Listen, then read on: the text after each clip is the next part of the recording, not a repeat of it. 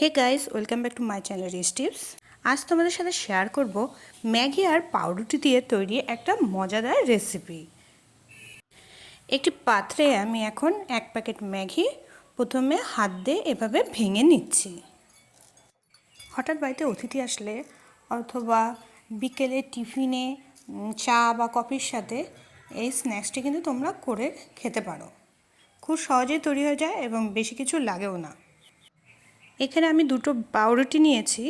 পাউরুটিগুলো এভাবে হাতের সাহায্যে ছোট ছোট টুকরো করে নিচ্ছি।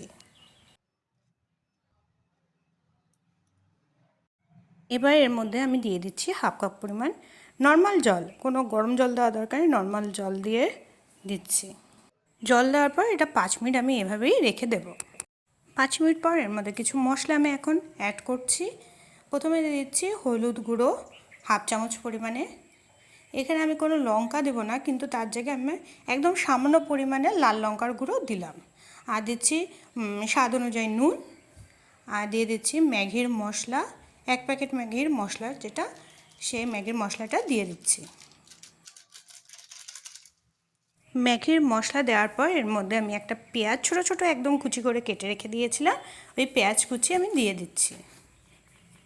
এবার হাত দিয়ে সব উপকরণ একদম ভালো মতন মেখে নিচ্ছি।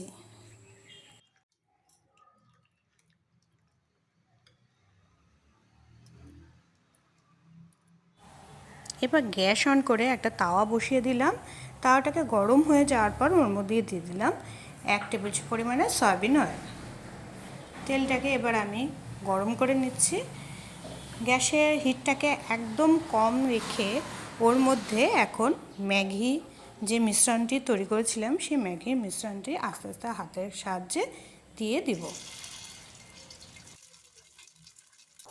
আমি একটু বড় বড় সাইজ করেই এখানে তেলের মধ্যে দিচ্ছি। তোমরা চাইলে তোমাদের পছন্দ মতন শেপ দিতে পারো, ছোট ছোট করে বল করেও দিতে পারো।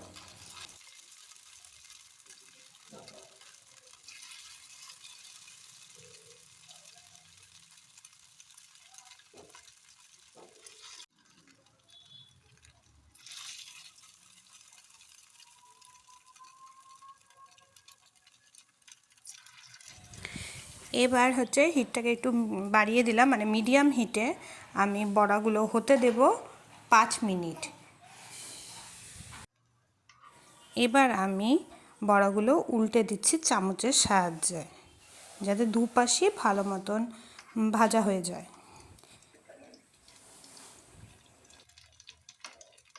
সবগুলো বড়াই আমি উল্টে দিচ্ছি।